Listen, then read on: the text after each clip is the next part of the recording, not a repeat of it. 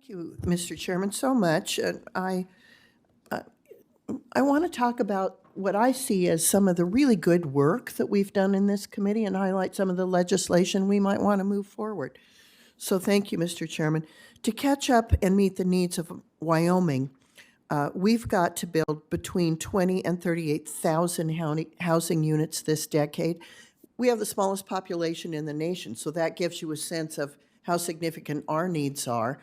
And in some ways, they pale in comparison to some of my colleagues here on the dais. It's a daunting task, and the Cowboy State is up to it. I'm sure your states are too, but we can improve the tools that we help make available to them. Senator Tina Smith likes to say that without housing, nothing else in your life works.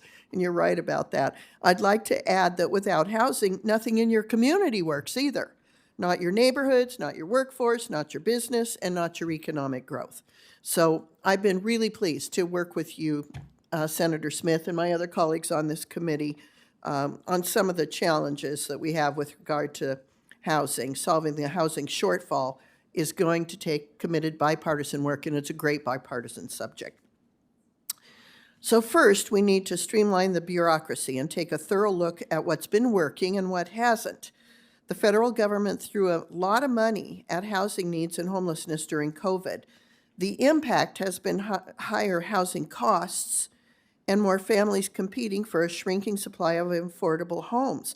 So spending money has not fixed our problem. And further, when those houses at their inflated value are reappraised for tax purposes, everybody's property taxes go up. So it's sort of a vicious cycle.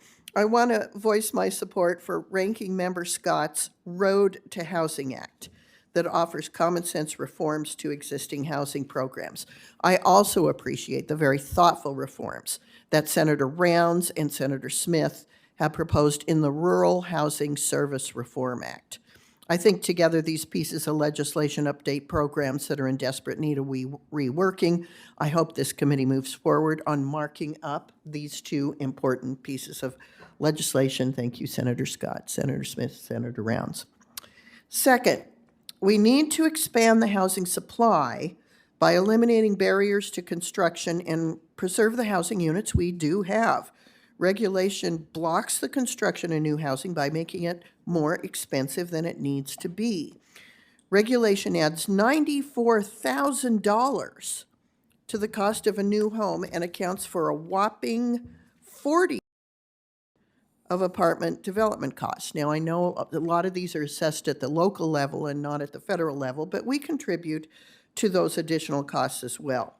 We need to find room for housing innovations such as modular housing, which delivers a high-quality product at a lower cost to buyers everywhere, especially in states like mine. We also need to preserve the housing that we do have. Rural housing tends to be older and in need of repair, but small loan sizes and an appraisal gap means it's very challenging for rural homeowners to finance the repairs they need. That's why I'm working with Senator Fetterman on the Whole Homes Repair Act to pilot an approach that would shift existing funds to a centralized source of grants for low-income families. And it's kind of fun to get to work with Senator Fetterman for the first time. Finally, interest rates. Irresponsible government spending spurred inflation, and home buyers and developers are paying for it in the form of higher interest rates. We think of the impact on mortgages, but high interest rates affect every step of the development process, from installing sewer, curb, gutter, water, streets, and other infrastructure, land acquisition costs, construction loans, you name it. The Federal Home Loan Bank system provides crucial liquidity to our financial system. They're also a source of creative ways to support housing and homeowners, and I'd like to work with the system to understand how we can grow the system's impact on the housing shortfall. After all, the middle of their name is Home Loan Bank System. Since 2010, housing development has lagged household formation by 5 million units. That's 5 million additional families that are competing for limited aging housing.